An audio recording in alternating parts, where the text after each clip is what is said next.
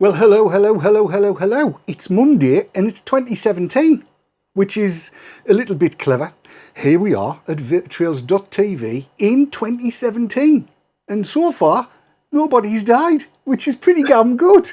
We're quite pleased about that. I'm even more pleased though because tonight we have guests. Let me show you the first one. Where are you currently sat? Clive.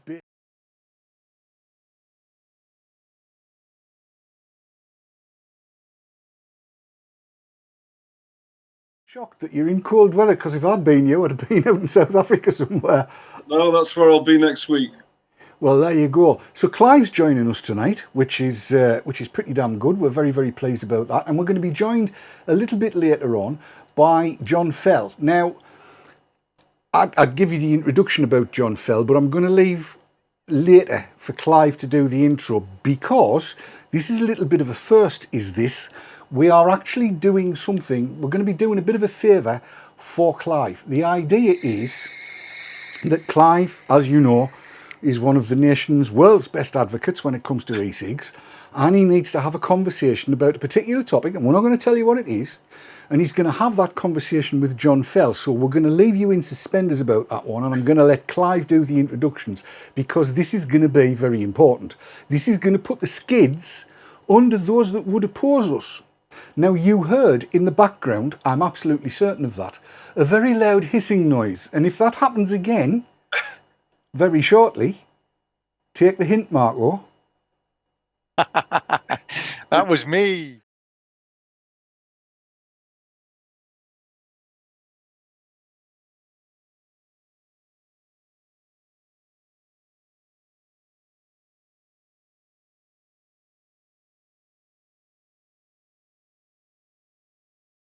You call it work, do you? Well, you know. It's one way of looking at it. It's one way of looking at it. I should tell everybody that before we came live, we were having quite a conversation, and I really, really want to carry that conversation on, because Clive tonight is in massively good form. He absolutely is. And I'm ranting, you mean? He and I see things. You can't hear Marco? That's impossible that you can't hear Marco, surely. Hang on a minute. Marco, come on. Hello.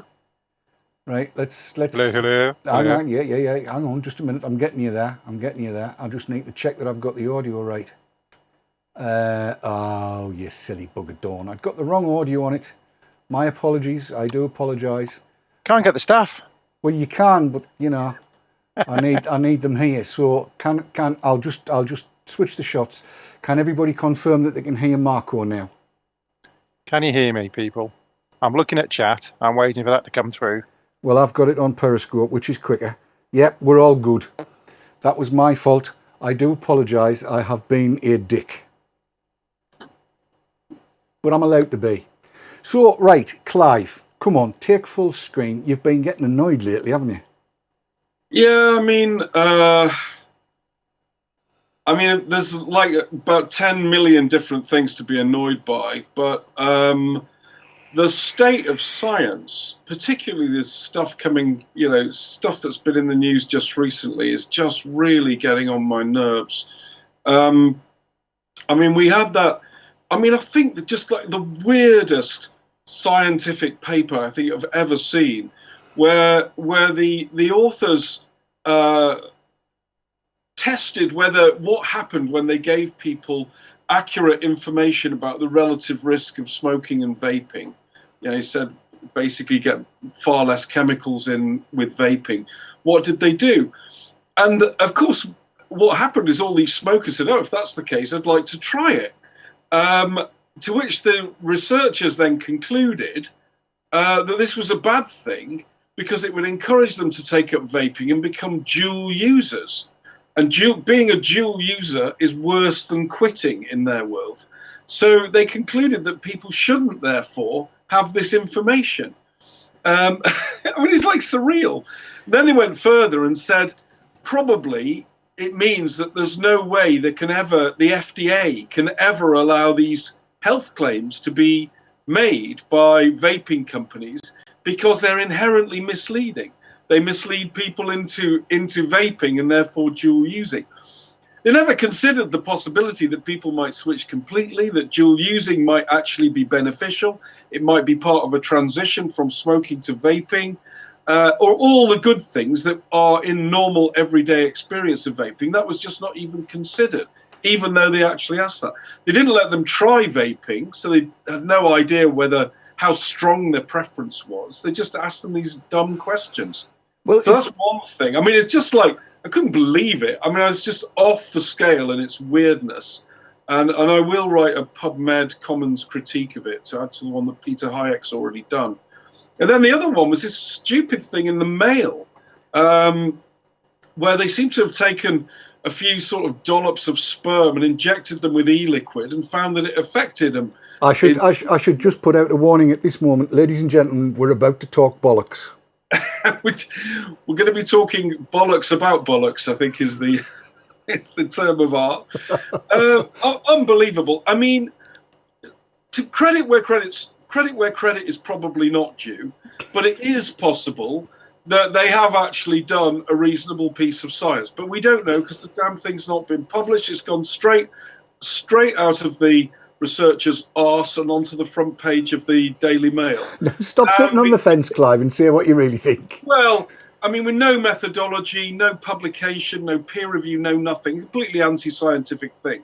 So, but it is possible that somehow they have worked out how to, what level of cinnamon or popcorn flavor or whatever makes it through from the vaping device through the lungs, through the blood supply, into the testicles and into the liquid that surrounds the sperm. Maybe they've done that. I somehow doubt it.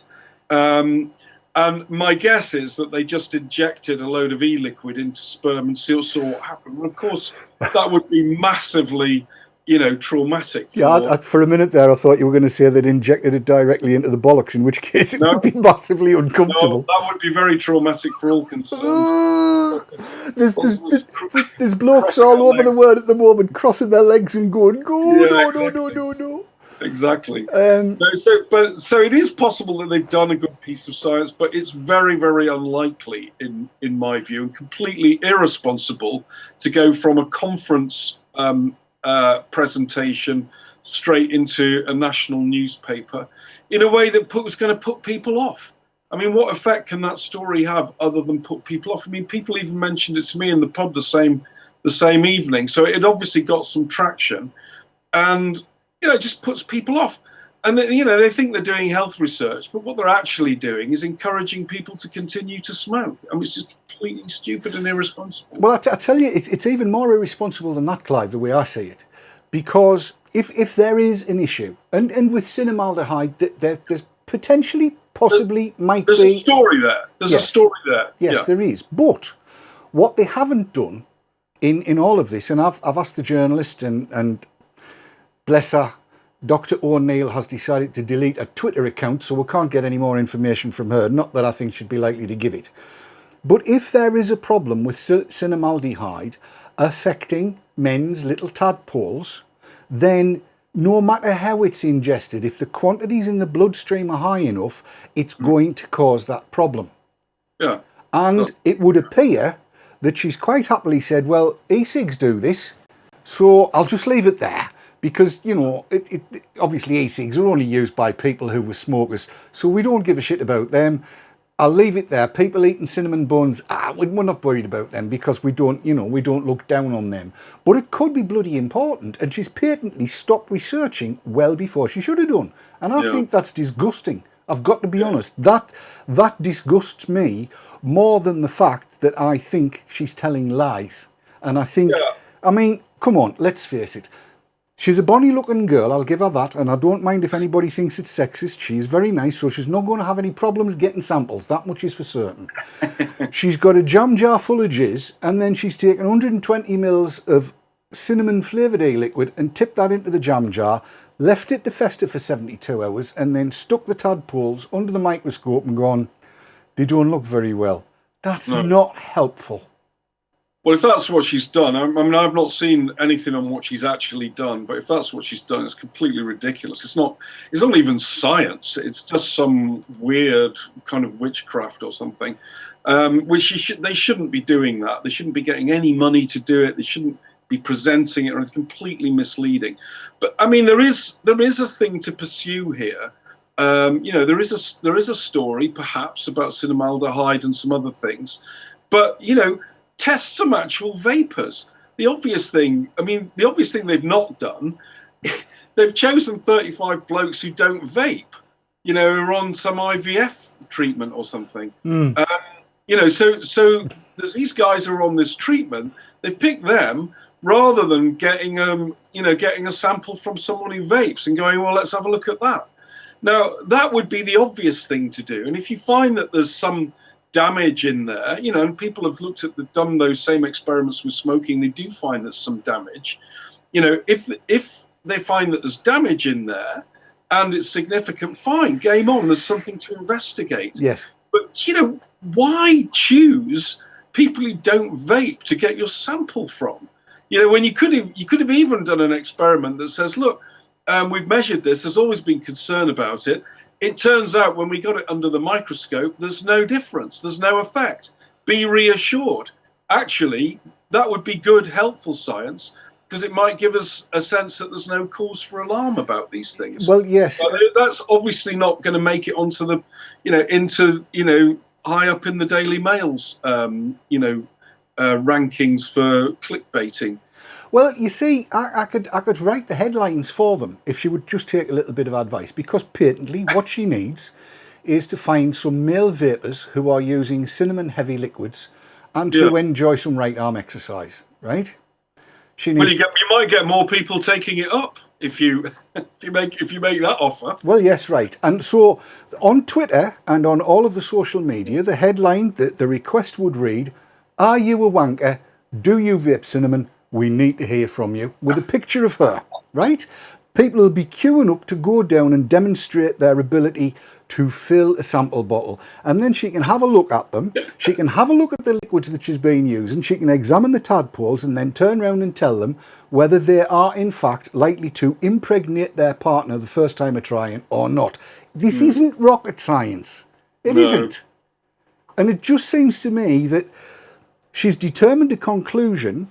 She's early on in her career. She's worked out, if I get the right number of clicks here from this press release, then that's going to get me hot, because everything to do with e-cigs is just going to get published left, right and centre. Yeah. That's what I'll do. Well, I think there's something quite serious in this, which is, and we haven't really discussed this properly, but the shift of the newspapers from, dead trees thudding onto the mat in the home counties in Surrey, to being online. If you take something like the Telegraph, which I've had a few run-ins with, in the old days, they published the Telegraph, have some health stories in. Whether it was a good story or not would be judged by the editor and the sub-editor, and they would try to get stories that they felt were readable and respectable by their audience, who would be the sort of county set in the south mostly. So they knew their readership and they were trying to write stories for them. Once you go online, and online advertising is the thing that's bringing in the money, then everybody in the entire world is potentially your readership. Mm-hmm. The journalists are all getting a tremendous amount of feedback, or the newspaper's getting a tremendous amount of feedback on what works. If it's just in the newspaper, drops onto the mat in Godalming or whatever, then nobody knows whether the story is really being read. But if you're getting click information, residence time on the pages, the amount of interaction, the number of comments, the number of retweets, Facebook likes, and so on, you've suddenly got a whole load of metrics about whether this is an interesting story and people are paying attention to it. And with that comes the advertising revenue. So you can see how that changes the incentives to go from telling truthful stories that you think are respectful of your readership to telling clickbait stories that you think will get your readership enraged or fascinated or whatever, and will get them onto your page in competition with all other health stories, not in competition with other stories in your own newspaper. And I think that change in incentive structure for journalists and newspapers now is going to be incredibly damaging, and not just in the area of vaping. It's just really obvious in the area of vaping that that's what they're up to. There's now millions of people using these products. Maybe millions more might use them. Millions or more find them controversial or annoying. So you've got something that's in everybody's mind, part of popular culture, and yet you can say things that create almost a weekly shock horror story out of them. It's a complete gift to the clickbaiting newspapers, and that's where we're at now with this. I think it's pretty bad. You're so right. You're so right. I mean, I gave up being an editor. I took my first editor's position in 1989. 1st of January thereof, I was appointed editor of a magazine, print magazine, and we judged our success by how many big thuds we got onto the carpet, subscriptions, and then the sales through the newsagents. And you knew if you were doing a good job, it wasn't immediate, but you saw the sales grow and everything was good. You saw the sales decline and you knew everything wasn't good. Now you've got a situation where, as I understand it at any rate, you've got journalists on all kinds of different periodicals that are now online, trying to get as many clicks as they can within the first hour of an article going online. And that you've mentioned the Daily Mail, and I think I'm going to go there because they've been running a story, which I need to thank Dave Kitson for alerting me to. But I heard about this. Were you at the PHE conference, the E-Cig conference, the middle of last year? Yeah. Did you get a chance to speak? I'm keeping names out of this, to anybody from the Department of Health. Did they forewarn you that there was going to be a story coming up about? Well, let's see what the Daily Fail has said about this, shall we? And here it is. This is Mail Online. 9 in 10 vaping shops are caught selling nicotine to children in trading standards investigation. The shocking findings were, without an E, uncovered by a trading standards operation, a team in Sandwell, West Midlands, and found where most were selling to minors. This is so badly written. I'm going to try and translate it into English because at the moment it looks like gobbledygook. The findings have been described as unacceptable by a local councillor. The bottom line on it is 9 out of the 10 shops they went into, which is 90%, let's be honest, sold nicotine containing products to an underage volunteer. Now, there is a picture that I've got up there, and I don't know whether that is the underage volunteer, but if it is the underage volunteer, his beard's thicker than mine. And I haven't seen the picture. Well, trust me. Well, that's just entrapment, basically. That is ridiculous. I suppose they're arguing that they should have asked for his ID or something, but that is a bit gratuitous. It is a bit, but here's the bit that really, really pisses me off about the whole thing. Let me be absolutely right. I would like to give those 9 shops a medal. Okay. And I'll tell you why I'd like to give those 9 shops a medal. And I'd like to give those 9 shops a medal because those kids aren't smoking. Yeah. That's the bottom line on it. Yeah, I mean, this whole idea that, vaping is something that only starts when you're an adult and you have to smoke until you're 18 and then you can try it. It's just a bit stupid, really. It's completely ludicrous, if I'm going to be honest. However, Bob Charnley, Trading Standards and Licensing Manager, said, "It's our job to protect children by ensuring that businesses are aware of the changes in law and understand their responsibility to ensure such products are not sold to minors." Now, okay, that's fine. That's the law. And he's right in saying that. But where is it? In response to the investigation's findings, Cabinet Member for Public Health and Protection Councillor Preet Gill told the Express and Star, "Research suggests that e-cigarettes could act as a gateway to smoking tobacco cigarettes, and the long-term health effects of using an electronic cigarette are still unknown." That's factually incorrect. I know. So what they've done is they've got themselves a little platform for indignation, and then they've, by doing this survey, and then they've fired off with all their indignation. The factual situation is completely different to that. I mean, these products are an alternative for smoking, even for under 18-year-olds. It's very hard to prove that, but the data are consistent with that effect. That young people are using these things. By the way, I wish they would stop calling 16-year-olds children. I mean, they're adolescents basically, and children is, to me, much younger than that, and you hardly ever see them doing anything with vaping. Again, the language is designed to be emotive by calling them children. Well, yeah, exactly right. And apparently now young adults are aged between 18 and 25.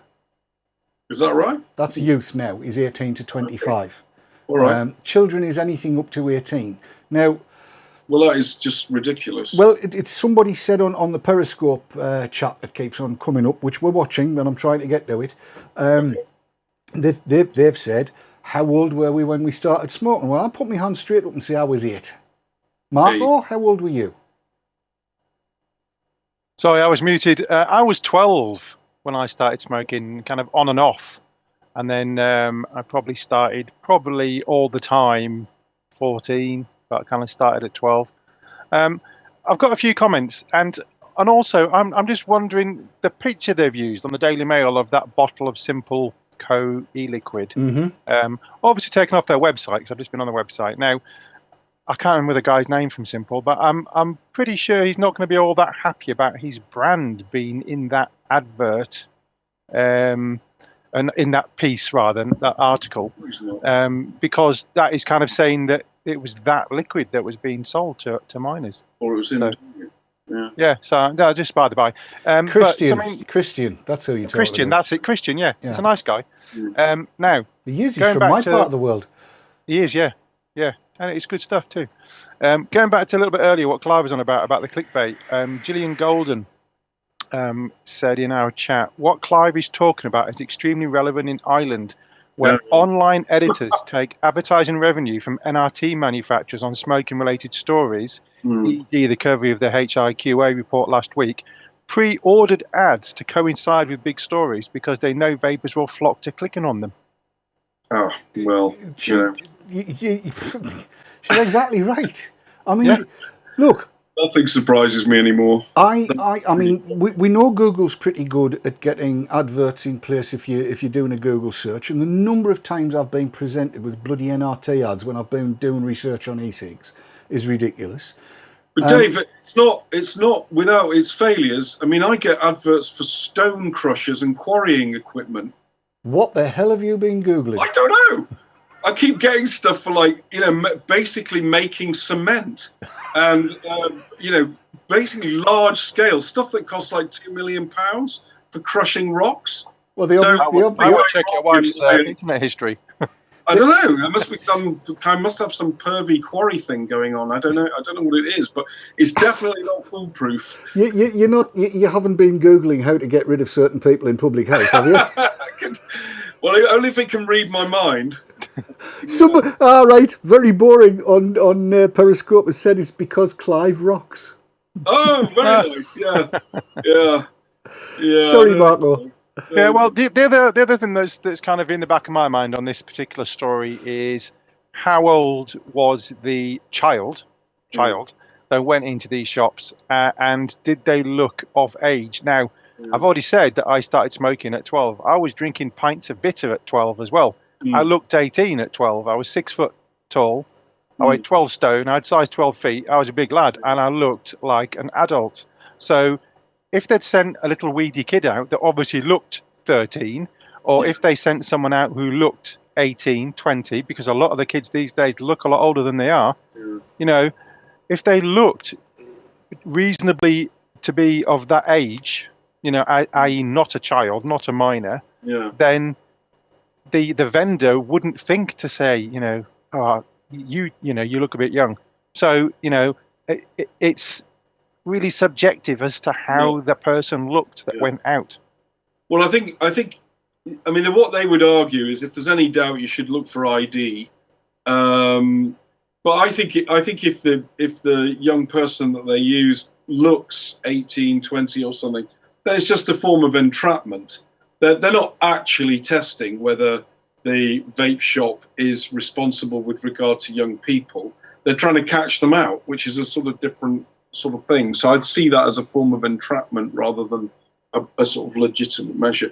My whole thing's a bit ridiculous anyway, because the kids, most kids source their cigarettes from places other than shops and smoke because they get them through friends or family, elder brothers or whatever. You know, the kids don't really have any difficulty getting hold of these things. And hopefully the same will be true of e-cig type products if they're going to use them as an alternative to smoking. Well, yeah, I mean, look, we all know. When I first started smoking as a child, my mum provided most of mine. She didn't know, though. Yeah. You never went into a full 20 pack and took 3 or 4 out. You always waited until she'd had 5 or 6 and couldn't count how many were left, and then took you a few out for to go out and enjoy yourself. And you could absolutely guarantee that, you know, if a kid was going to do something similar with e-liquid, I suppose this is why they've gone for the 10ml bottles, isn't it? Because, well, no, even then, you would wait until your dad had bought his 100 bottles of 100 10ml bottles, because he's used to buying a litre, and then he'd wait until his dad's had 15 or 16 of them out and go and nick half a dozen to take away and use for his holidays or whatever. It's you know. I remember when I worked at Ash, I was very sceptical about these age restriction type things, and people say, well, you know, what's the value of them? And I said, well, actually, they're pretty pointless from a public health point of view, but they could be very useful in sponsoring entrepreneurialism in young people. Because what they do is they set up an entirely separate secondary playground market in which the older and older looking kids buy from the shops and then resell, taking a kind of commission. And in doing so, they learn the rudiments of capitalism, which ultimately will be good for the economy.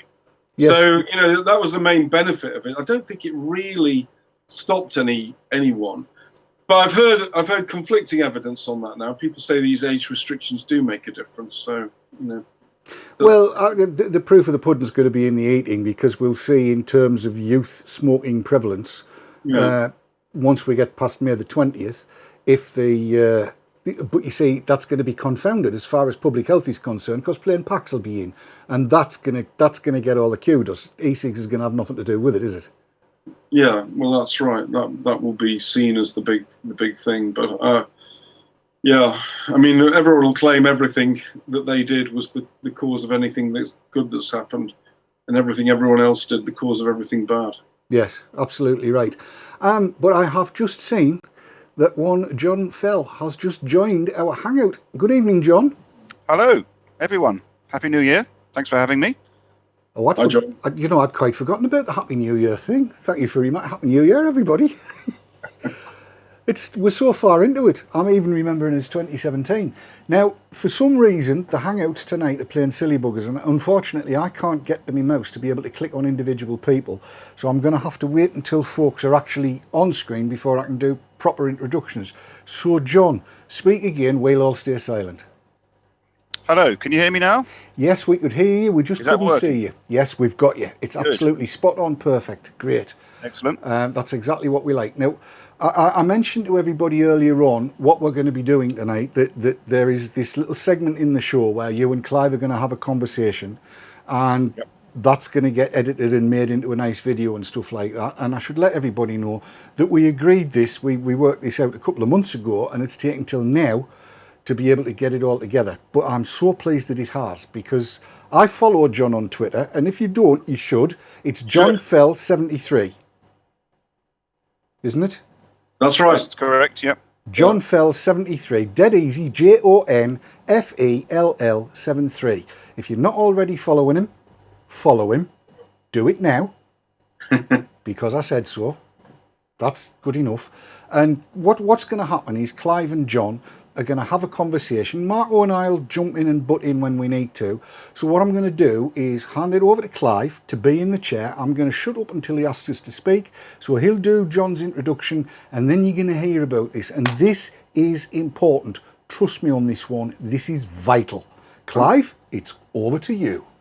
All right, Dave, thank you very much. Hello and welcome to John Fell, Jonathan Fell. I think we first met, John, in about 1999 or something when I worked at Ash and you worked at Merrill Lynch, where you were correct. the tobacco analyst or tobacco industry analyst. Do you want to just tell us what's happened since then by way of introduction and what you do? Yeah, sure. So I've I worked as a what's called a sell side equity analyst for various investment banks for nearly 20 years. Merrill Lynch, when I met you, I moved to Morgan Stanley in 2002 and then Deutsche Bank in 2006. Still doing the same stuff, and over time working more covering beverage companies and other consumer businesses too. And a few years ago, got a little bit bored of that and thought I will put my money where my mouth is, and instead of advising people where to invest their money, actually go and try and invest money myself. So we've set up a small fund which invests in very stable, long-term, steadily growing, we hope, consumer companies. But I still keep a very close eye on the tobacco stocks and a particular interest in e-cigs and all the harm reduction debate. I mean, one of the things that I've always found very interesting is to read reports of analysts like you, talk to people like you. There's a completely different type of insight that you get on the tobacco business, how they function, how the money comes in, what their thinking is, how they approach their marketplace and everything. What we decided that we would do is have a discussion about the tobacco industry, because you see in social media quite a few things that are really misunderstandings, I think. And I thought you might be a good person to, lead us from the darkness into a better understanding of how that industry functions. So I'm going to put a few questions to you, John. You just respond and maybe we'll have a bit of a conversation. Yeah, we'll good. bring the others in as we go. But do you want to start by saying just what is the tobacco industry? Who are the big players? How much money's involved? That kind of thing.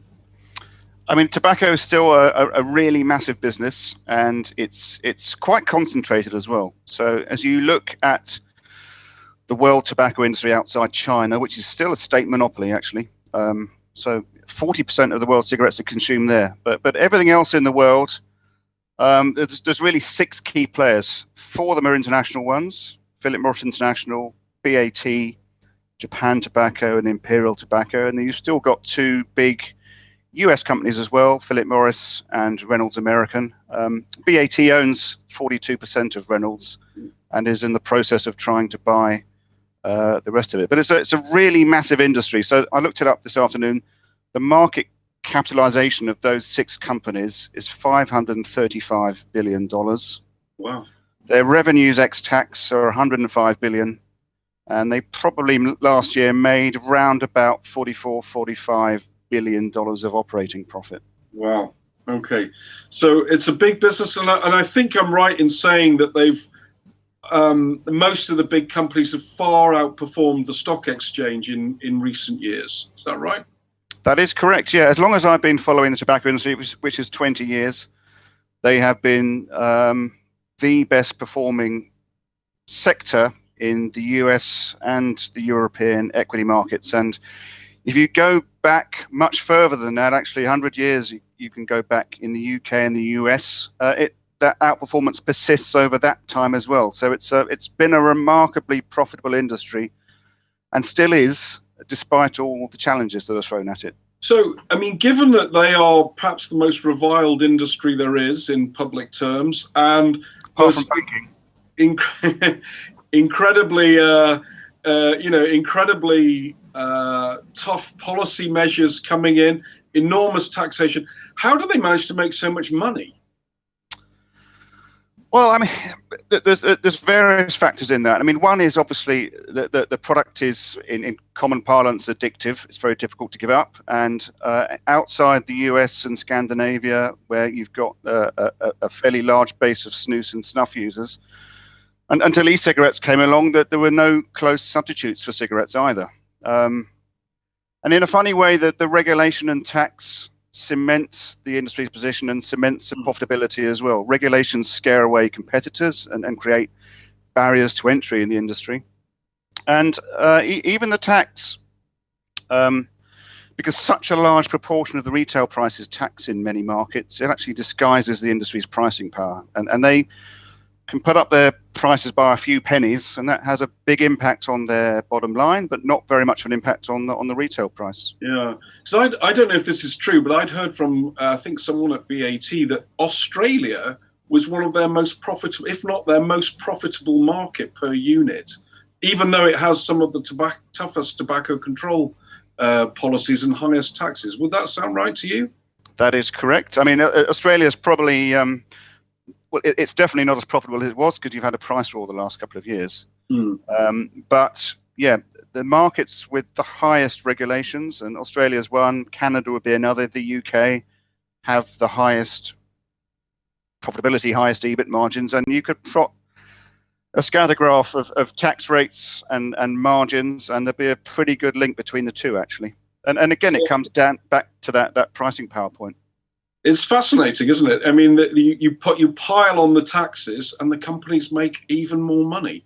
I don't think a lot of people would have understood that, really. Anyway, no, it is counterintuitive.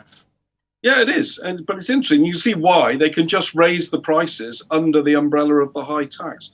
What about tobacco control? I mean, we'll get on to e-cigs in for the rest of this, but tobacco control measures, what do they think of them? What do they think of plain packaging? Why are they so vexed about that, for example?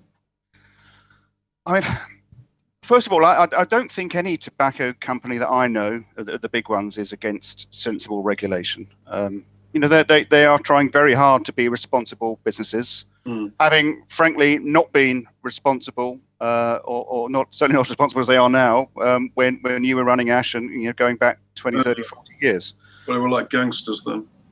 Exactly. But I think they take the view now, and rather rightly in my view, that an awful lot of the regulation that the tobacco control community comes up with now is really aimed at trying to harm them, trying to put the tobacco companies out of business, rather than actually trying to solve a real public health problem. And so not surprisingly, they resist that kind of thing rather hard. And they know that there are people within tobacco control who talk about an end game and will never be satisfied until they are put out of business.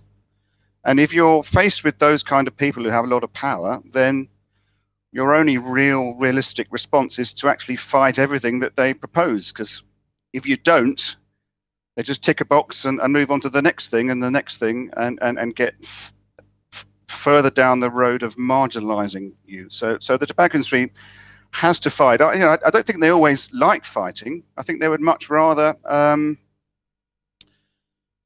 not be as aggressive and they'd rather get on with people, but they don't have a choice. Yeah. Do you think there's an element in which they show us a sort of happy, smiley, responsible face here in Europe and the United States, but then when they're at large in Vietnam or Kenya, they're up to the same old bad things they used to do 20, 30 years ago here?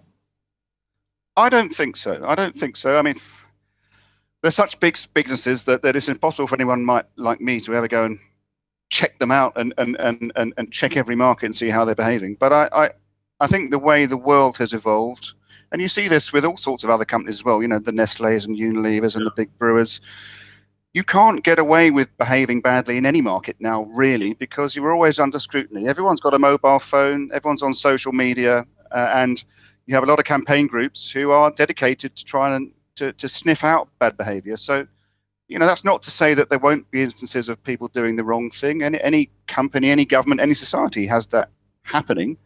But I don't think that the tobacco industry is one that structurally behaves differently elsewhere to how they behave in Europe and the US.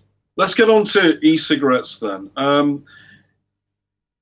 mean, you very often see people saying if something bad happens about e-cigarettes, there's a bad story in the press, people go, that's the tobacco industry. They're just trying to stop it. how do they see? Do they see it as a threat to be stopped, an opportunity to be embraced, a bit of each, or what? Where are they coming from on e-cigarettes, or are they all different? I think they are all different to some extent, and you make a good point there that it's dangerous to some extent to treat the tobacco industry as a monolith where all the constituents behave in the same way. They don't. People have different attitudes on how to deal with things that come up and different goals. What I would say is that, remember, all these companies have been in the cigarette business for 100 years plus, probably. Yeah. And e-cigs is a 10-year-old thing at most, maybe, for them. And when e-cigs first came along, I think, as any industry faced with disruption, they didn't know quite how to deal with it. And they mostly took the view, we'll sit back and wait for a while. And they maybe dabbled a bit. Some of them maybe tried to or hoped that the thing might go away and leave them to behave as they've been behaving before, selling the products they've already sold. But I think the way things have developed now, the cat is out of the bag, and it's not going to go back in. People are using e-cigs. The industry's got involved, and I think now they almost have no choice but to maintain that involvement and try and make the best of it. And there are massive opportunities for them in that, as well as threats, because they've been involved in industry where volumes have been declining or at best static for 20, 30, 40 years, and where everyone who works for the companies is seen as creating big health problems, and suddenly they have an opportunity to be involved in a volume growth business and to be doing things which are much better for public health. So to me, and I think a lot of other observers on the financial side, people are really excited about the potential for e-cigarettes and heat not burn and harm reduction generally, while still being very uncertain about exactly what direction things are going to go in. Yeah, I mean, how seriously do they take this? Is it to them? Is it just an additional segment? Well, we might as well be in that market because some of our customers are in there.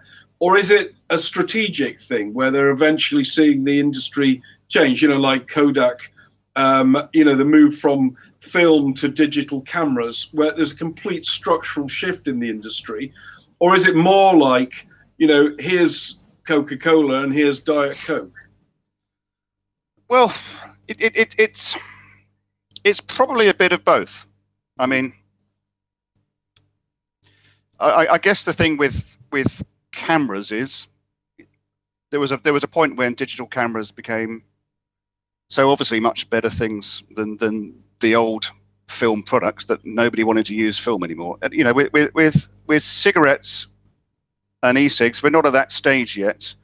People still apparently want to keep on using cigarettes, and there's a growing base of people using e-cigs, but it's still, frankly, relatively small relative to the overall nicotine market. So companies have to hedge their bets to some extent. Cigarettes, just through the laws of numbers and maths, still account for the vast majority of their profits. So they have to remain committed to that business, and that's what pays the dividends of their shareholders, people like me. So we want them to stay involved in that. But at the same time, if e-cigs are going to be an important part of the future, it's vital that they invest and treat that segment seriously. And you're not going to succeed in that segment unless you are genuinely committed to it. If you're just going along for the ride and being cynical about it, you're very unlikely to come up with products that people want to buy. Yeah. I can think of one company that probably applies to, but well, yeah, like I said, we're talking generalizations here, but yeah, fair enough. But okay, so some of the things that people say about them, they say that their move into e-cigarettes is deeply cynical. That actually they only want to do this to get dual users, to keep people smoking, to stop them quitting. Or to hook young people on nicotine so that they can have a continuing consumer base. I mean, what do you think of those arguments? And is it even possible for them to do that in a competitive market? Well, frankly, no. I mean, dual use is obviously a very key debate in the tobacco control side, and I can understand why. But and clearly there are people at the moment, maybe even the majority of users, who continue to use e-cigarettes and smoke the occasional conventional cigarette as well. But I don't know how you could actually design an e-cig or heat-not-burn product that would only be so good that people would still want to continue smoking normal cigarettes as well. I mean, that's just not a realistic way for the market to develop. You know, somebody somewhere is going to come up with something that is better at some point, and then you're stuffed. So the problem is, if you try to keep people smoking by having a mediocre product, you basically don't sell any of that. You'll just have no business left at all. Yeah. So competition, in a way, is a kind of guarantee that the consumer will ultimately get what they want. Is that a fair assessment? I think that's right. And remember that for the first time in ages, perhaps forever, the cigarette companies do have competition that comes from outside the industry now. Yep. So although I think a lot of people on the financial side would expect that as the e-cig market develops, more and more of that, as it goes more and more mass and mainstream, will be in the hands of the tobacco industry. It doesn't have to happen that way. It would be possible for somebody outside the tobacco industry, as currently is already happening on a smaller scale basis, to have very successful products. So I just don't think the industry, even if it wanted to, would be in a position to kind of strangle e-cigs or prevent them from growing above a certain level. That's it.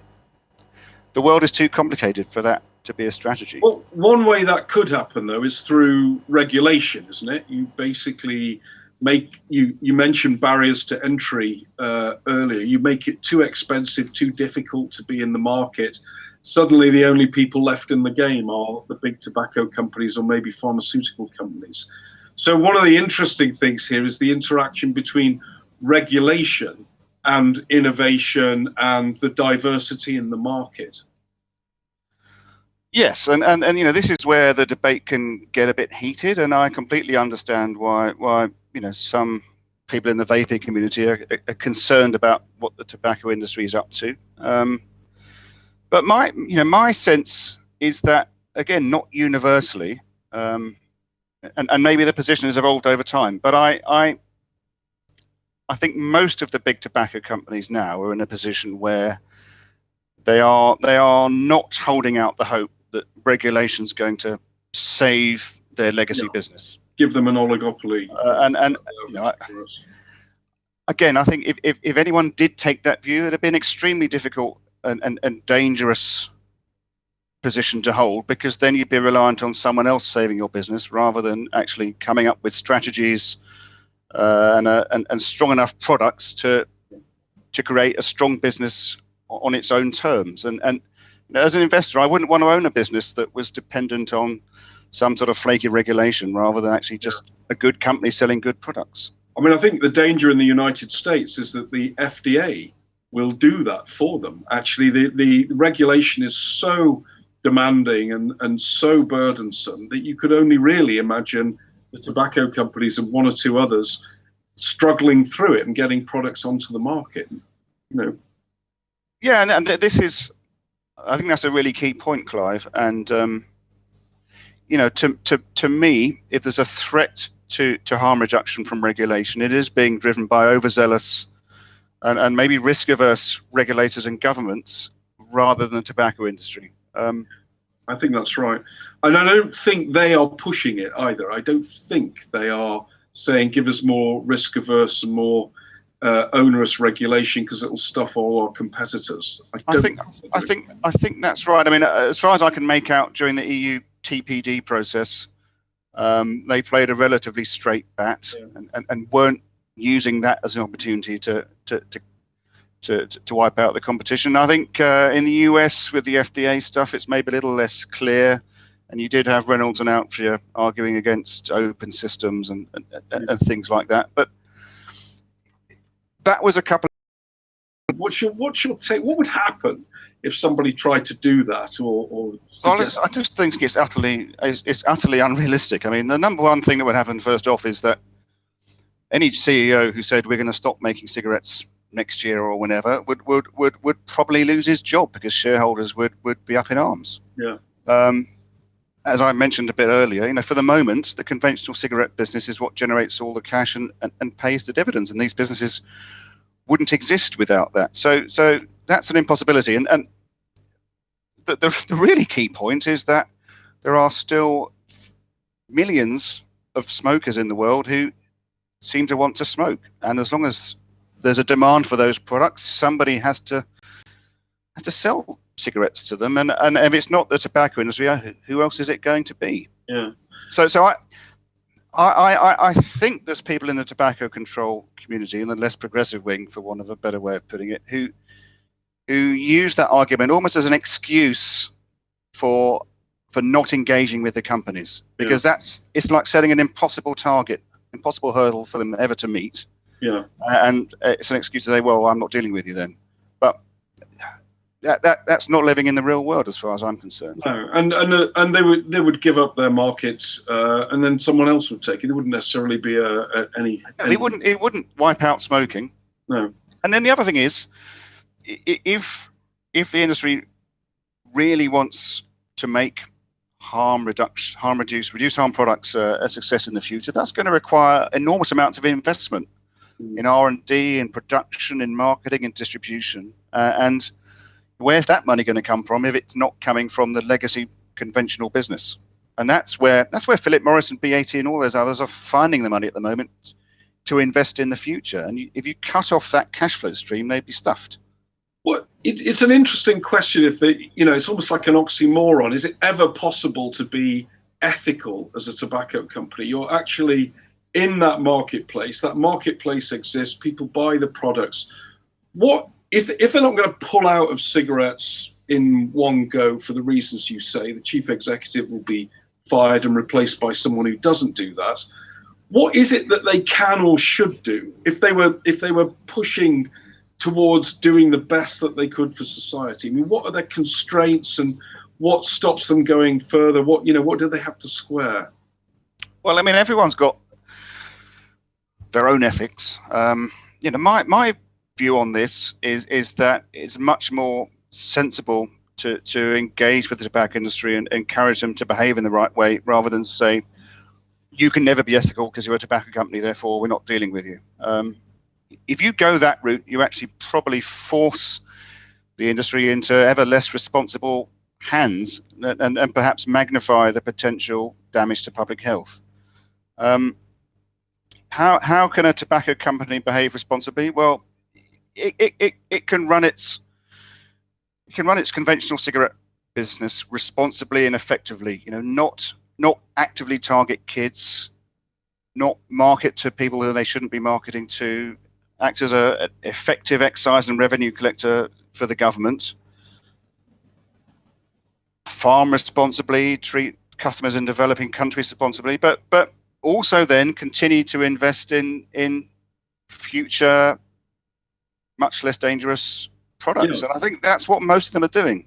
Yeah, I mean, I think if they should try to get the potential to have the most rapid transition possible by offering products that are alternatives to cigarettes that are good enough to bring smokers over, protect the shareholder through that. Because, the moment they look as though they're going to sort of fleece the shareholder, then that's game over, isn't it? They can't go down that route. So they have to protect the shareholder. And can they do that by making money from new products? Do that by having strong R&D program and good marketing for the new products, for which they could get some help from regulators. I think that's completely right, and you've highlighted a key thing there, which is giving consumers choice. I mean, you're not going to browbeat most consumers into using a product they don't want to use. Yeah. No, cool. So it's vital that it is an attractive product for adult consumers to want to use, and offers an experience that isn't so far removed from cigarettes that they're not prepared to make the trade-off required to get to a reduced harm product. And that means also innovation is important, because one of the things that comes back to me is that, well, this is a niche product. most smokers don't like them or find them satisfying. Therefore, it's never going to amount to very much. Therefore, but what that perspective ignores is a potential another 20 years of innovation. And if you see what's happened in the first, 10 years these products have been on the market, imagine another 20 years from now, assuming regulators don't completely screw it up, you imagine what the products will be like in 2037. I think that's absolutely right. I mean, for people who are watching this debate and this topic day in, day out, I guess it can get frustrating what appears like a relatively slow rate of progress. But I think if you take a step back and, as you say, and look at where we've come from in a relatively short space of time, there's been enormous strides already. I mean, I don't want to advertise anyone's product, but I went and bought one of these, a Pebble thing, which is a BAT cigarette or E-Cig that they launched a couple of weeks ago. And if you think what their Vipe Cigalite thing looked like 2-3 years back, that's already enormous strides, and they're only just getting started, I think, as is Philip Morris and JT and everyone else involved in that space. So I think there's an awful lot that can happen, and the frustrating thing is you can't imagine it until you see it. Can I just dive in here? Come in, Dave. Yeah, John, you've brought up the Pebble, and if we're going to talk about BAT, the last two products that they launched before the Pebble came out are both E-Cig products. And it seems to me that what BAT has done here is they've looked at the stuff that they've sourced and tried to design themselves, and one was an unmitigated disaster. It was horrible. The first one was a takeoff of an American product, and it was good, 45 milligram per milliliter e-liquid in it, and that satisfied. It wasn't my kettle of fish because there wasn't enough vapor. But now with the T18 that they've rebranded as the E-Tank Pro Kit, they've actually got stuff that people are prepared to use. And if they know it's the E-Cig product and it's rebadged, which people do now, I wouldn't have any problem in saying to folks, well, yeah, it's worthwhile getting, and it's available in Sainsbury's. And it's there for everybody to get their hands on. You don't have to know your way around the vaping market to do that. And I know as well, was it JTI bought out Pax and Plume? Was it? I can't remember who it was. Yes. JT, yeah. JT. Yeah. So they've kind of looked at that heat not burn thing. It's not the best thing on the planet, but it does appeal to some people. And then we've got the newest, the IQOS coming out, which is kind of it's a weird thing. And BAT are looking at having real tobacco flavour in e-cigs as well.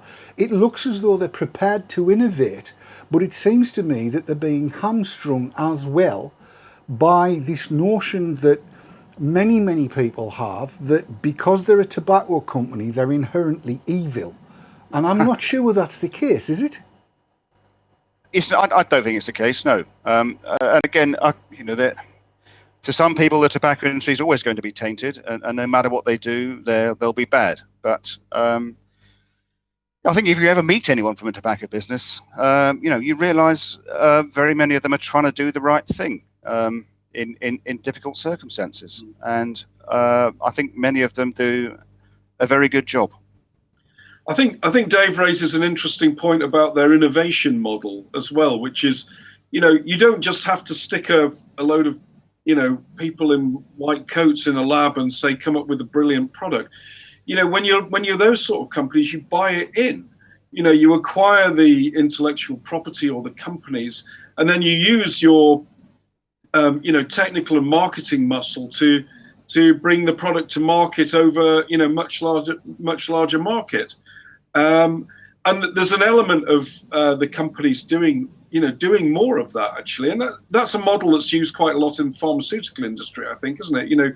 The small biotech companies do the innovation, then they get commercialized, bought up, commercialized, and marketed by the big pharma companies.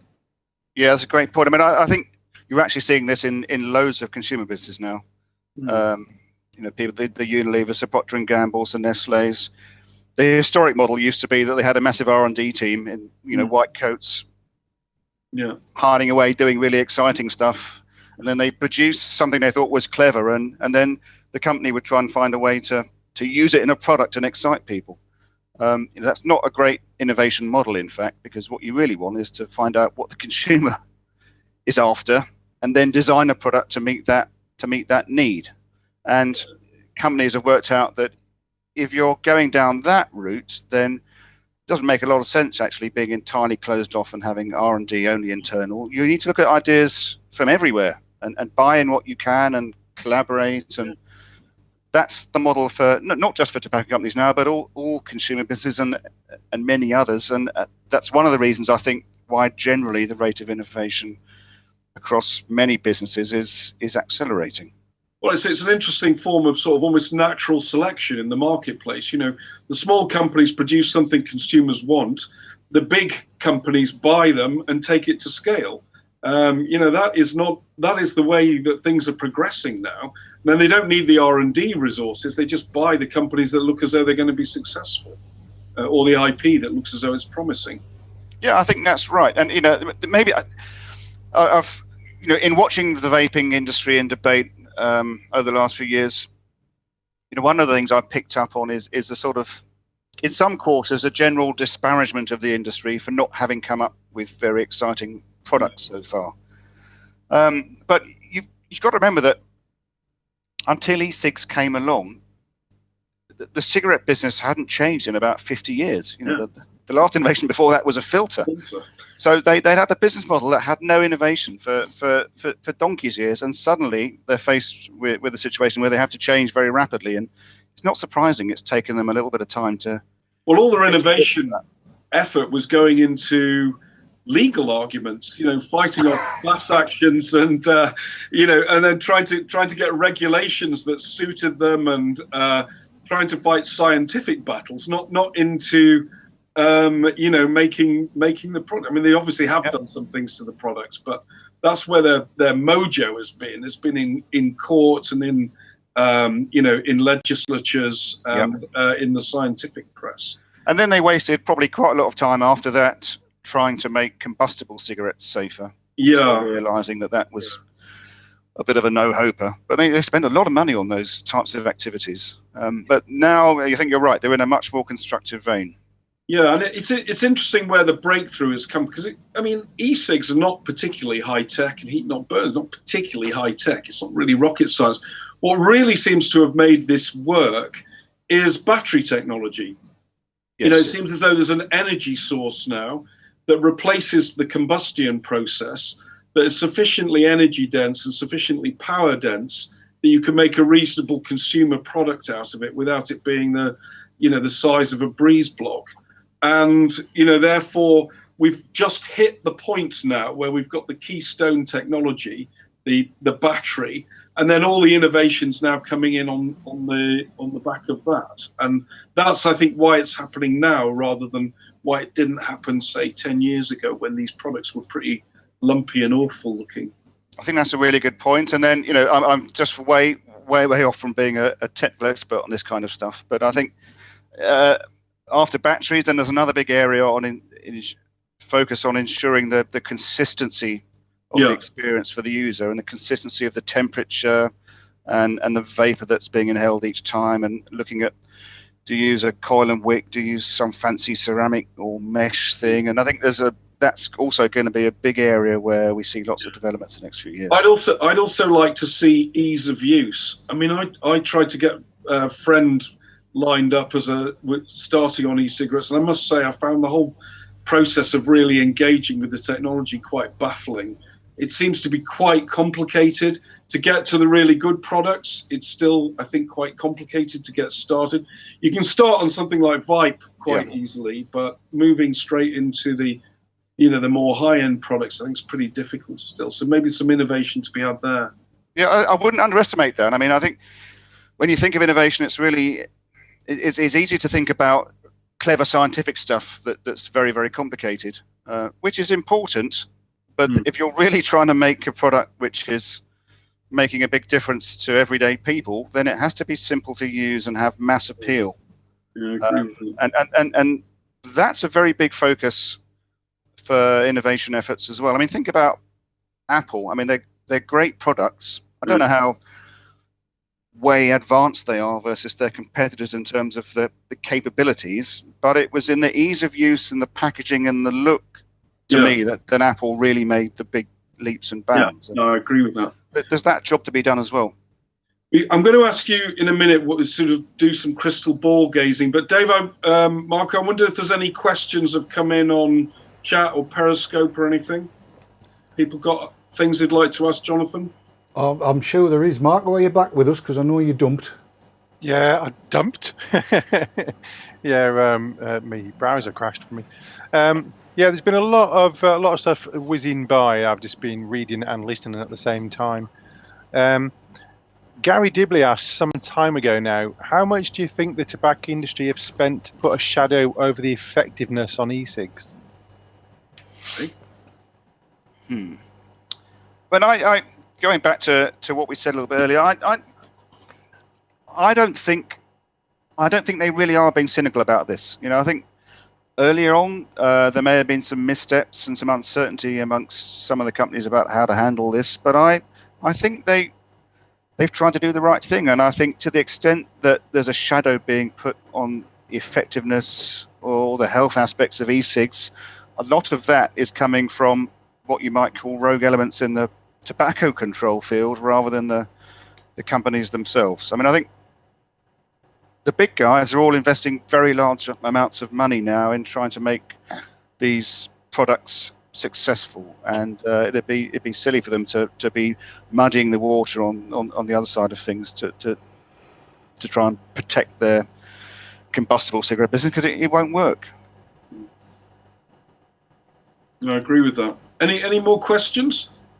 Moonlit, just as a comment actually, he said, interesting that you say that good e-cigs still seem a bit technically baffling stroke inaccessible. I think it was me that said that. Yeah, it was, yeah. Do you want to just quantify that a bit? Actually technically baffled by them. I was trying to get a friend started, because I don't vape myself, so I don't use these products at all. But I was trying to get a friend who's a smoker started, and I was like, well, what's the right thing to buy? How complicated is it? What is the consumable? What are different spare parts that you need? How much cleaning has to be done? You know, all this sort of stuff. And I just thought I found it quite complicated. And even some of the stuff that you found on the internet, I mean, people saying, here's your starter's beginner's guide to vaping. It turns out to be an hour-long, very, very technical discussion from a vaping geek who likes the sound of his own voice, frankly, and you're not really getting down to sort of the simple sort of here's the 2-3 minute guide for beginners that you need.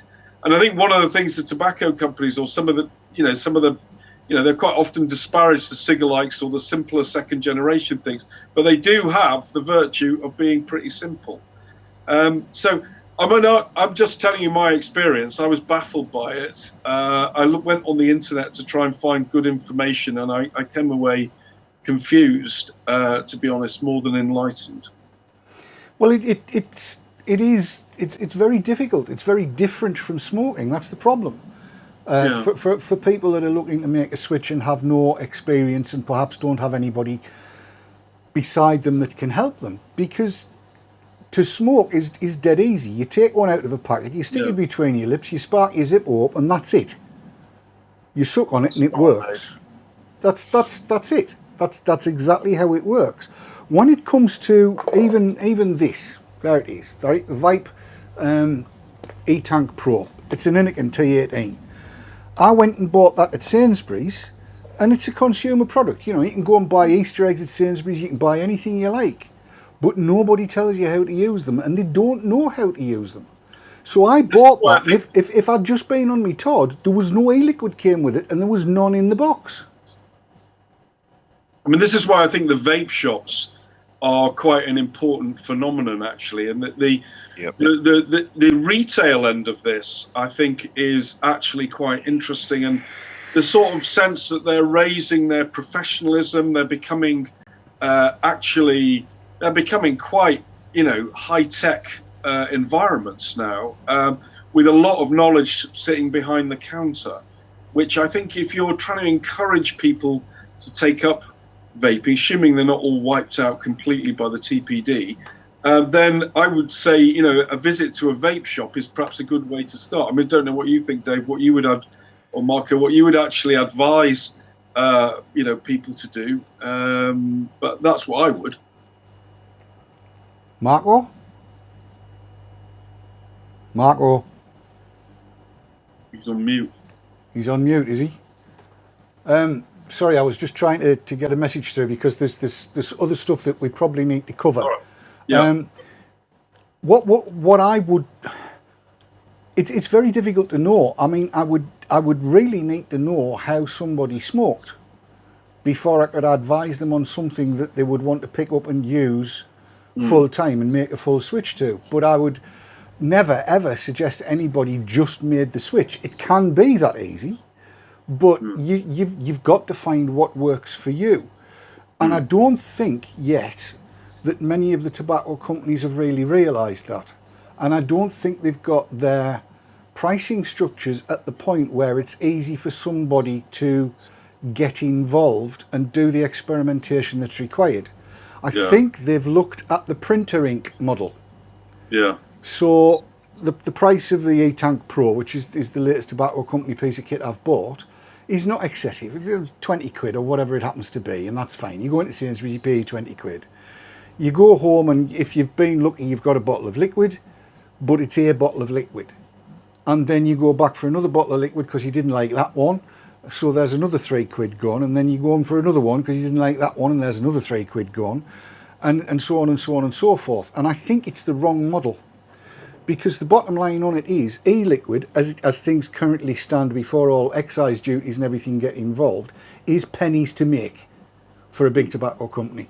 They can put 5,000 gallons of a flavour together, and it's not going to cost them a lot of money to do that. It just isn't. So in terms of cost per stick for fags, it's what is it, around about 50 pence a stick now. A bottle of e-liquid, they've got to stop looking at trying to tie it to the cost of a packet of fags, and they've got to look at what it costs them to make, what's a reasonable profit, and get, if it's going to be 10 mils, get it out there at 50p. Put a slab together with all sorts of different flavours as a here's a get you started slab, in exactly the same way as your printer comes with 3/4 filled tanks of ink in just to get you started. If somebody goes and buys a new kit, give them a box of 10 different flavours that are very, very disparate, so at least they've got chance then to try different flavours, and also make it at the maximum possible nicotine level in any given market. That way people will move across, I think, more easily. And it's, in actual fact, it's what used to happen back in 2009 when I got started. You would send off for an e-cig and they would send you packets with 5 or 6 different flavours in of the cartridges to put in. So you got, and that was what turned me onto Apple, not the computer kit, but Apple flavour, because I'd never ever smoked an apple flavoured cigarette, and that was more pleasurable for me. That was what kept me in it. But they're not saying that. It's about making profit at the very start, and I don't think they realise that once somebody's made the switch and the pleasure principle takes over and they enjoy, oh, I don't know, peach and passion fruit or blueberry and bilberry or raspberry and banana or dog turds or Marmite, it doesn't matter what the flavour is, they're just going to keep buying that. And they'll only switch away from that make of it when they can't get the make they like in the corner shop. And I think if the tobacco companies realise, well, it's not just the tobacco companies, it's everybody. If every vendor realised that, they'd be much more successful, I think. And I don't know whether people are going to agree with that or not. Well, it sounds very sensible to me, Dave. I hope they're listening. So do I. I'll send them the bill. They can afford it. They're one of the few industries that can afford me. Marco, are you unmuted yet? No. No, he's dropped out again. So, I don't know, Dave, we probably, unless there's any more questions coming in on chat. Well, I've been trying to pick up on a conversation that Jim and Gillian have been having, and they're a little worried that it's not getting through. Unfortunately, I can't scroll back far enough to find it, but and it's going to take 30 seconds for them to hear this. But if you can, Gillian or Jim, if you can round it, the salient points up and bang it into chat, and then I'll ask the question. But I do have another question actually for John. How soon do you see any of these tobacco companies that have said they want to be out of combustibles, how soon do you see that actually happening? When are they going to bite the bullet? And I'm talking, are we looking at 5 years, 5 months, 5 weeks, or 50 years? When do you think it's likely to happen? Because they've said it. They have, yeah. Although I don't think they've gone as far as saying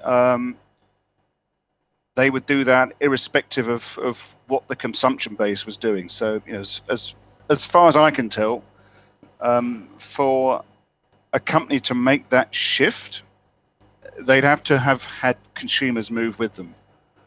And who knows? I mean, but to me, this is a multi-decade thing rather than a 5-10 year thing. So, I think it's going to take some time.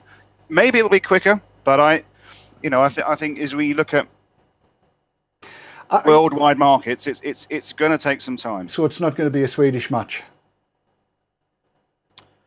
Well, I think look at Swedish Match. I mean, they were involved in the cigarette business for a very long time. I don't think it was until the late 90s when they actually sold their cigarette business, and that was because cigarettes by then, because of the growth of moist snuff in the US and their Swedish snus business, had become marginal and small enough for them to envisage selling it. So I think with cigarettes and e-cigs, stroke heat not burn, you know, that's still a long way off. There's a lot of stuff has to happen before we can get there, and maybe we'll get there sooner. I hope probably that it does, but there's still enormous amounts of uncertainty out there. Right. I hope it happens kind of organically, actually, and that they don't actually, unless the cigarette business dwindles to almost nothing and it becomes uncost effective. What I hope is that they have a range of products that their customers can use, whether it's heat not burn, smokeless tobacco, e-cigarettes, vapor, novel nicotine products, or whatever, so that anyone who wants to use these products can use the one that they want. And when they're ready to, they can switch to the products that are more or less harmful according to where they are in their life. And it becomes a matter of consumer choice and people managing their own health and the impacts on people around them, rather than something that happens by a kind of diktat that says, well, you know, that's it, that's over now. The problem at the moment is that we don't really have products that are 100% adequate drop-in alternatives to smoking for the majority of smokers. And that's where I think the innovation story comes in. Yep. So I think by the time we get maybe 20 years from now, which is multi-decadal, but it's the minimum number of 1 decade, then I think we might see a range of products on the market, again, if regulators don't screw it up, that make that choice effortless for almost all smokers. And why would you want to harass the last few who have the choice but don't want to take it? You know, this is one of my arguments about the low nicotine cigarette proposal in the United States. You know, you've got somebody who's, you know, 85 years old, smoked all their life. Why do you want them to suddenly change at this point? Just leave them be if that's where they want to be. But the main thing is that people have the choices that they can take to move to these much lower risk products, and they know they're much lower risk and that they're confident in them. And then I think you can worry less about the end of cigarettes, because then you're talking about, you know, basically people having options. Yes, very much so. And you mentioning the States brings us on to what Jim and Gillian were talking about. And let me quote from what Jim said. He says, "My point was that the tobacco industry in the US has not been a friend to the independent vapor industry at all. They've used their money and influence to steer regulation in their favour and promote state taxes that damage small business." Are we likely to see an end to that? Is you know, I mean, it's not really. It's using muscle. It's bullying. It doesn't need to be there. Well, I mean, I think there are aspects of the way the US companies have approached regulation which are unfortunate, and I think again we mentioned earlier what had happened about the lobbying on the open systems, and I think that was daft. I think though regulations are generally very tricky topic for the tobacco industry to deal with, and remember they have to walk a bit of a tightrope because just as there are people on the one side saying, well, you just want regulation to kill off competition, there's a lot of other people, maybe more and louder, on the other side who are always accusing the industry of being irresponsible and wanting to be unregulated and do whatever they like, and that's been what's been thrown at them for most of their history, in fact, and they're paranoid almost, I think, about not appearing to be irresponsible in that kind of way. So to some extent they use regulation as a safety blanket, and they want it because then they can show that they're doing what they're told and behaving properly. And I mean, excise to me is very complicated, and I can see why the companies support it, because again, if they argued against all excise, there'd be people saying, well, you just want cheap products to go and addict kids, and you want to wreck state finances. And if you have at least some level of excise across the market, then you can potentially get more regulator and government buy-in. I mean, that's a controversial topic and view maybe, but I don't think they're entirely cynical in the way they approach this. I think the other thing I've noticed with them is that they are open to persuasion and argument on these things.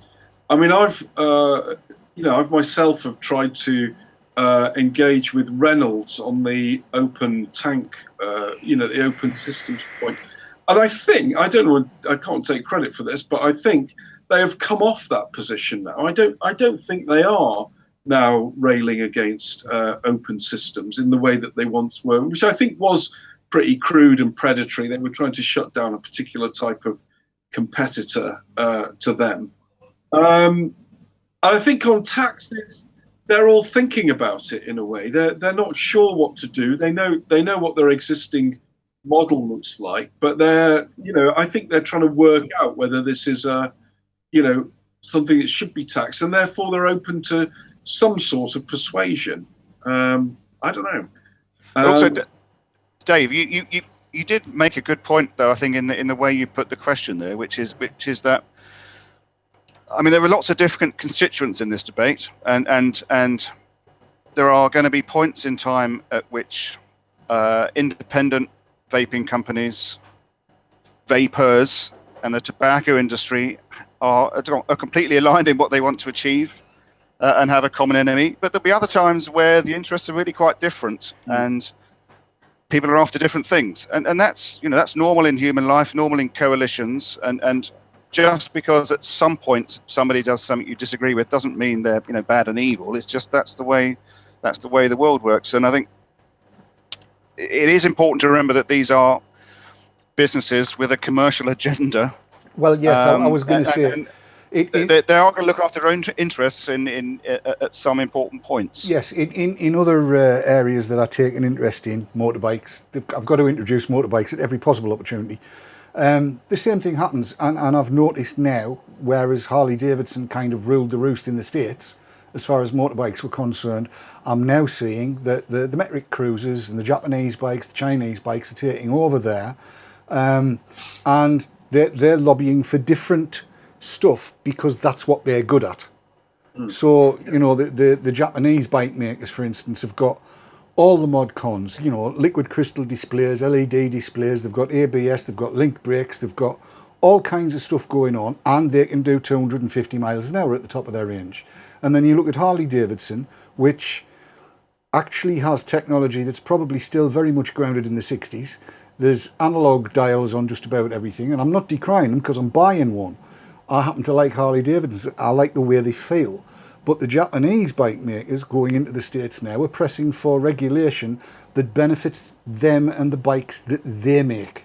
And it's business doing business is what it is. And I think to a large degree in the independent sector, and this is not meant in any way, shape or form to put the independent sector down, it's very young.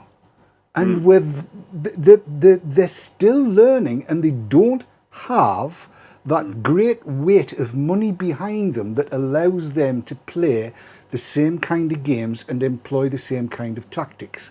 So to a lot of people, me included, some of what the tobacco industry has done in the States seems unfair, and it sounds trite to say it, but that's business, isn't it? I think there's also a big element of the tobacco control and public health community helping them along without ever really realizing they're doing that. A lot of the push for stronger regulation and higher standards and everything, banning advertising always helps incumbents, all of that sort of stuff. People have pushed from the tobacco control side, and it almost all helps the tobacco industry at the expense of the smaller companies. Well, that's extremely unfortunate, but we've spoken about useful idiots on I don't know how many occasions, and the fact of the matter is, I don't know whether you remember a conversation we had donkeys ages ago, Clive, but the question that I like to ask of all of the tobacco control people, and it's one that you suggested, I'm pretty sure, is this following one: if somebody in Big Pharma or a university came up with a pill that you could take once a year and it mitigated all of the bad effects of smoking and ensured that anybody that smoked didn't suffer any smoking related diseases, would you support it and would you buy shares in it? And there's only one proper answer to that, and the only proper answer to that is yes, of course. Now, I asked a researcher that same question yesterday, and it took that person, because I don't want to identify them, nearly 5 minutes to give me an answer. Yeah. And it started with, well, it all depends. In my latest and unpublished rant about public health, I've made the point that actually, if the objective is just everybody quitting completely, complete abstinence, illness is a reason to do that. It's not, it's you kind of, you need the illness in order to persuade people to quit. So if you get rid of the illness with a magic pill that you're describing, then the reason to quit is gone. But if that was your objective all along, then that's a frustrated. Your game has been frustrated. So it's a good question. I think it's Carl Phillips actually is the originator of that one. In fairness to him. You could well be right. To be honest, it's so long ago, but it's always resonated with me. Yeah, and it's a good question. I think it is, and I think we should ask that of everybody, of absolutely everybody that's got their finger in this particular pie. I think we might wrap it up. I was wanting to put a final question to John. Go for it. Just get the crystal ball out, John. 20 years from now, how do you see the world of tobacco, nicotine, vaping? Where's it all heading? Well, I think I think first of all, it's going to remain a very large and vibrant market. I think there's every chance that tobacco nicotine use will remain an important and very prevalent thing in society. And I think there's a good chance that, as we've discussed, less harmful forms of nicotine use have become a much larger part of the market in 20 years. I don't think we'll see conventional cigarettes disappear. We were talking a bit about Swedish Match, and one of the things I remembered is that although they've sold their cigarette business, they still have a chewing tobacco business, which is, as you know, was the dominant form of tobacco use before cigarettes, and chewing tobacco has been declining forever. But it's still a nice little cash generator for Swedish Match, and has never seen big profit declines. And I think that's the way the cigarette industry will go eventually if heat not burn, if vaping, if other reduced risk products take off in the way we hope, it'll become a legacy cash flow business, which takes a long time to disappear, but with all the growth coming from the next generation products. If it's not doing that much harm, it's not that big a market, and people have the option to switch to a good substitute, in the end, you just have to say, well, that's that product. Just leave it alone, I think. I think that's right. I mean, to me, then there's still, I mean, the questions about what the industry does and how the industry behaves are really vital. But I think there's almost even more uncertainty over what happens in public health and in the tobacco control community generally, and how they reorganize themselves or how they come to terms with this new world, because they clearly haven't done yet, and it's tearing some of them apart. What would you like to see WHO do? There's a new director general. The phone rings. You're it. You're head of WHO. What would you do in this area?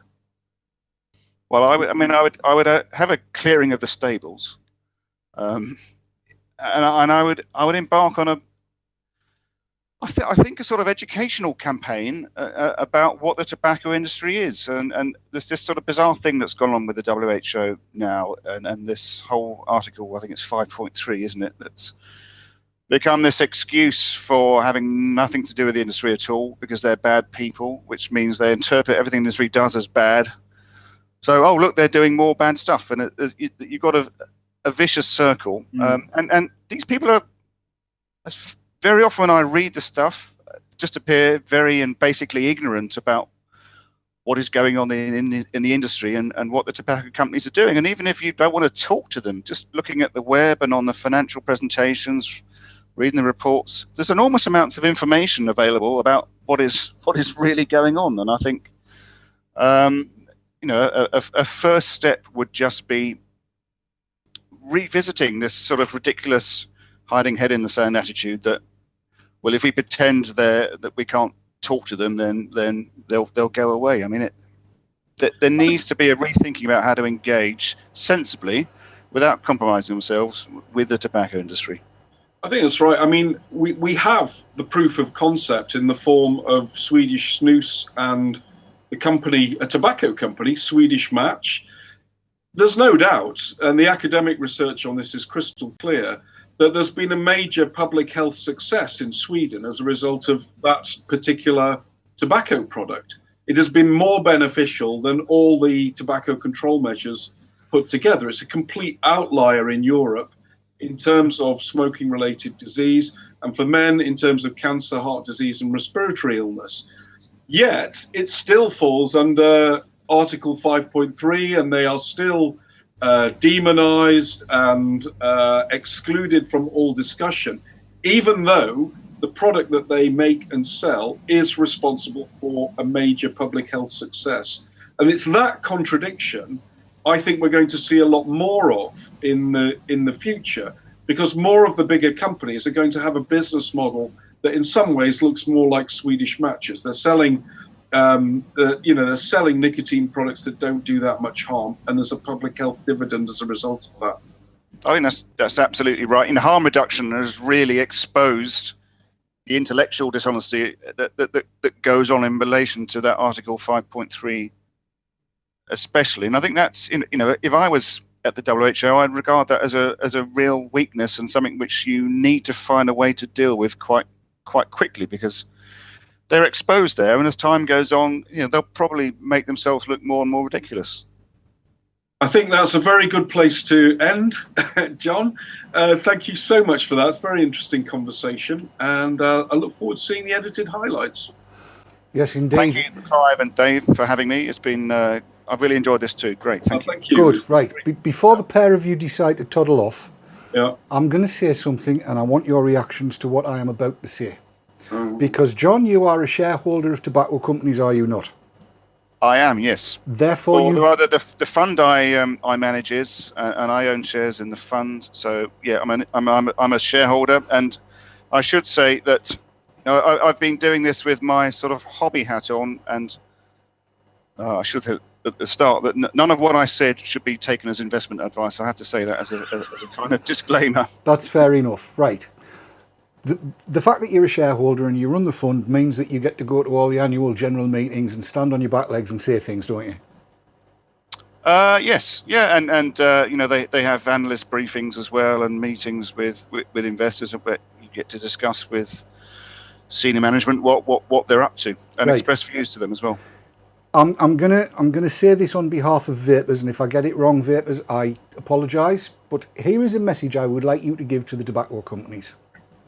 I would like all of the tobacco companies and all of the vendors to, in Europe at least, actively oppose Article 20 of the TPD and its adoption into the tobacco and related products regulations in the UK and in every country throughout Europe. And I would like them to fund action against that. In the States, I would like all of the tobacco companies to actively oppose what the FDA has brought in with its deeming rules and regulations and not pander to that and use it for their own purposes, but to enable the vaping culture to grow exponentially as it should.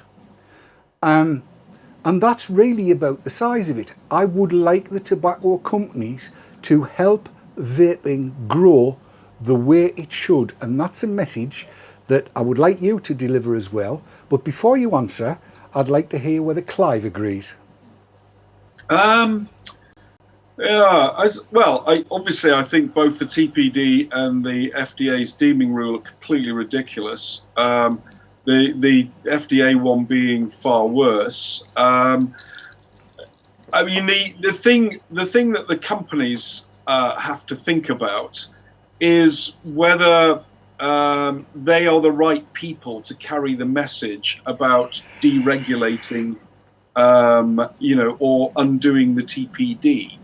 The problem they've got, they start with a terrible image and reputation problem. If it looks like they're trying to undo laws and everything, that just plays into that narrative about them. So I would look for achieving the same ends, but I would be more circumspect about the means by which they do it. I think it's a clearer case in there's a clearer case in the United States for that than there is in Europe for doing it. I mean, it's just Europe. It's just a massive amount of bureaucratic harassment and sort of idiotic measures, whereas the States, the regulation is basically existential in its threat to the industry. So they are a little bit different. There's also a review process built into the European one, so they could focus on that. The problem with getting a repeal of the TPD, Dave, is that the Commission would have to propose it. The Commission would have to stand up and say, actually, chaps, you have got a point. This is completely barking mad. We are sorry. Here is a bill repealing, here is a draft directive repealing the Tobacco Products Directive. And I think it's quite unlikely that they would do that. Well, I've got to be honest, Clive, and say I was thinking more in terms of the States than the EU. Yeah.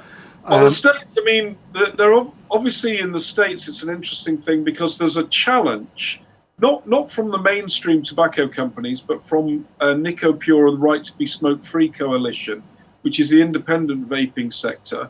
So it's been challenged fairly hard in court, but not by the main tobacco companies. And the tobacco companies have been trying, I mean, I think in the States, they've been trying to sort of see if they can work with the regulation and try to get more clarity about what it actually means. But I think they really support it. I'm not that sure what stance they're taking, really. Are they trying to get the deeming regs amended in Congress? I think I read somewhere that they're supporting some efforts on that front. Altria, and I think Reynolds as well, have supported the Cole Bishop amendment which is a rider to the appropriations bill, and would have changed what that would have done would have been to change the predicate date. You know, this February, whatever it was, 2007, 15th of February 2007, it would have changed that for vaping products to sometime in 2016, which would have meant all the products would be grandfathered onto the market and the vaping industry would live to fight another day, which was the right tactics. And I think the tobacco companies were broadly supportive of that. I mean, they were certainly either covertly or overtly lobbying for it. So I wouldn't say they were trying to use FDA to, stuff the independent vaping sector. They were broadly trying to get a sensible deal for vaping in the States. What's happening now, I'm less clear, because obviously we've got a new administration coming in with quite a hostile attitude to regulation. There'll be a new FDA commissioner. There'll be a new head of CDC. There'll be a new head of Health and Human Services. My latest project is to write a memo for the Trump transition team on what they should do on tobacco policy, which is guaranteed to annoy tobacco-free kids. That's the one thing I can be certain of. I look forward to that. I tell you what, I've found this whole thing fascinating tonight. I really have, and I think the discussion is going to go on. I know it's prompted an awful lot of discussion in our chats and on the Periscope chat, and I'm assuming it's going to do exactly the same on Facebook as well. It's fascinated me, and it points out to me stuff that I hadn't really thought about before. It's a very, very complex issue, and I think sometimes, being honest about it, we sit here and we view things very simplistically a lot of times. It seems very obvious to me that, the tobacco companies ought to be completely behind vaping. But, you look at the car industry and are they all completely behind electric cars? No, they're bloody not. And probably rightly so.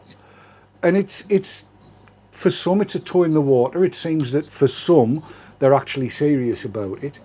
I would just like to think that for once, just for once, we could all work together towards the same goal. Even if it's just getting the predicate date changed in the US, that would be so much of a help. Set the predicate date in 2020 and tell the rest of them to fuck off.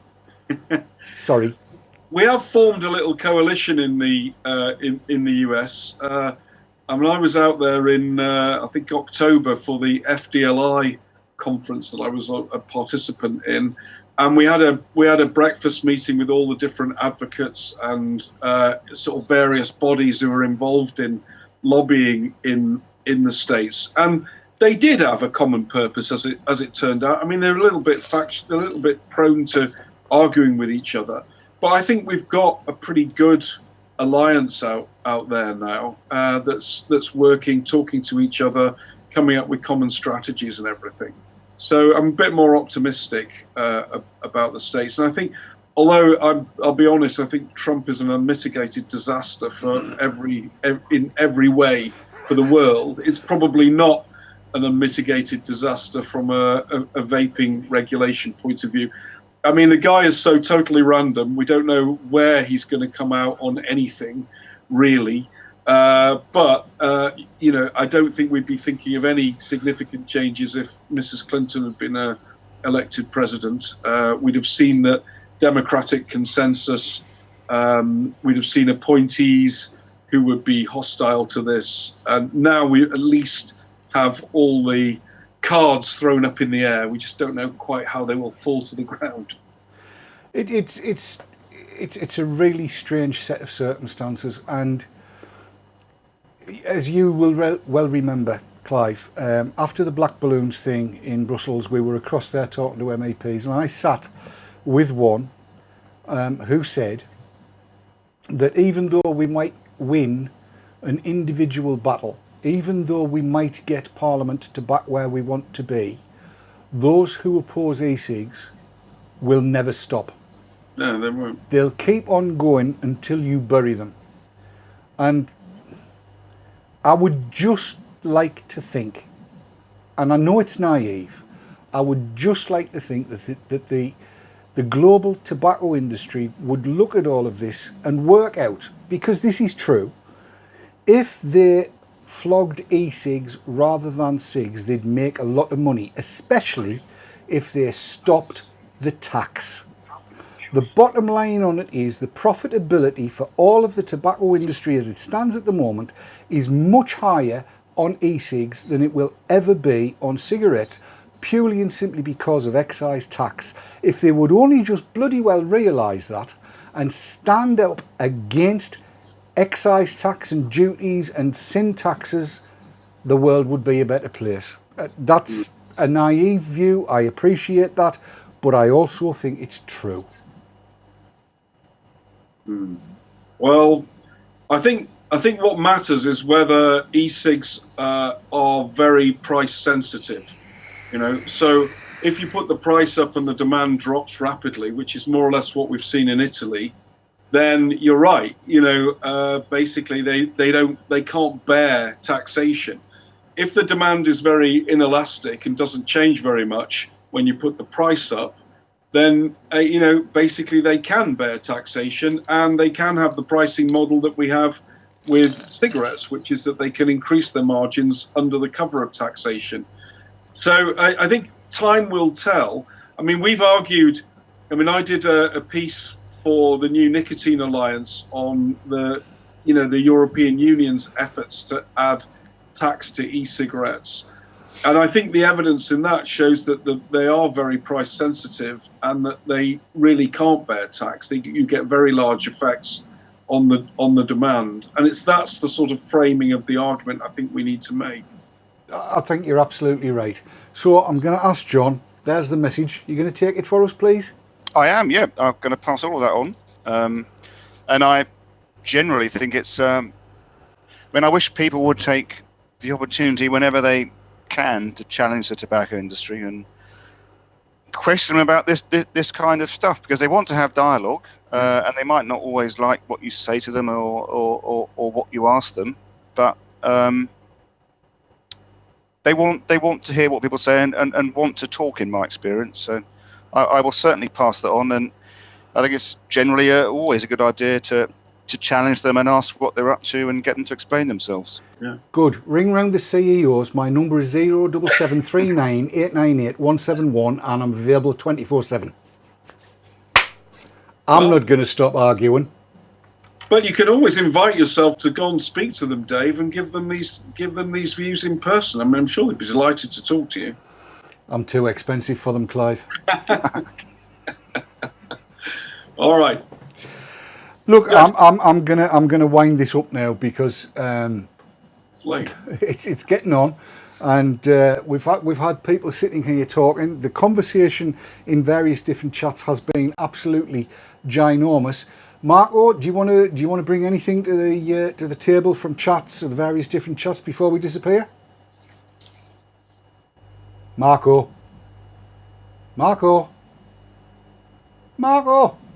unmute yourself. You're not unmuted. There's nothing coming through. Marco! Oh dear. Oh dear. I think what he's done is he's sat on his little button. Right. There's loads of stuff there, I'm sure there is. I know there is. Periscope's gone crackers, and so's our chat. Well, we can come back another day, and people can reach me on Twitter if they want to ask me stuff. So, well, yes. Let me just remind people. John JON FELL 73. That's the one. Get hold of him. He's a good lad. You know, he's an investor. He's an analyst, and he knows what he's talking about. I've got a lot of time for John. First time we've sat and had a conversation like this off of Twitter, and I've thoroughly enjoyed myself tonight. I'm confused as buggery, I'll be absolutely honest, but that's not unusual for me. But that doesn't mean I'm not going to fight. Also, I just want to say, John has a guest blog on my counterfactual website as well, which is easy to find. So, if you want to see his views set out actually in the form of a reply to Simon Chapman, Professor Simon Chapman, I beg your pardon. John has written a response to Chapman's article in The Conversation, which is well worth a read, I think, and contains a lot of the things that we've been discussing today. Indeed, yes. Sorry, I was just replying to Marco there on our Skype because he has no idea why we can't hear him. Okay. Sorry, John, go on. Yeah, I thought we might get through the evening without mentioning that person, but if there are other things that which person? Sorry, I was typing. You mean the footwit from the outback? Australian, yeah. Yeah. Aye. If there are other things, other questions that I could usefully address in articles, let me know, because I'm happy to do more of that kind of stuff. And you have an open invitation to blog on my my website, of course, John. So anytime the mood takes you. And I'll have you back. I'll have you both back. In fact, I should tell people this. I'm going to tell people this. He said it, and he said it in front of witnesses. So I can say this in absolute certainty. Clive is quite happy to come back very often. If you would like to see Clive coming back very often, just say yes or yeah or go for it or I'm with Clive or something like that. I like the chat. I like the chats on VTTV. It's always a good laugh. we try. We have to rant. Gives me some ranting opportunity, which is much needed. Oh, we do like a rant on VTTV. We do. We love a rant on VTTV. Absolutely bloody right. Yes. Right. Okay. Look, I've got to close. Okay. I've got to close this off because it's getting way past time for a VOOP, and trust me, it's necessary. So, ladies and gentlemen, one and all, Marco has got no idea what's happening with his sound and stuff like that. And more to the point, neither have I, and there's nothing I can do about it. So, what I will say is this. I want to say, and I want everybody please to say, a massive big thank you to both John Fell and for Clive Bates for coming on the show tonight. And I've learned a lot, and I'm going to have to sit down and read a lot because this has opened my eyes to all sorts of things that are going on. You've heard John say that he's going to take our message back to the tobacco companies, opposing taxation, opposing the kind of regulation that's been imposed both in the EU and by deeming regulation. This, I mean, if that gets any kind of traction, that's a fabulous thing to happen. So as ever, I'm always optimistic, you know that. But I'm going to say this, keep on tuning into VTTV. We're going to keep on trying to bring you the conversations that matter. And until we do that next time, to all of you, one and all, can I just say, and everybody join in with me on this one, vape on, vape hard, and do not let the bastards grind you down. From all of us here, thank you so much for being with us, and we'll see you all next time. Take care. Say bye-bye, Clive. All right, bye, Dave. Bye, everyone. Say bye-bye, John. Cheerio. Thank you very much again. Shout and wave, Marco. Bye. We'll see you all later. Take care. Bye-bye. Okay, thanks, Dave. Bye. Bye.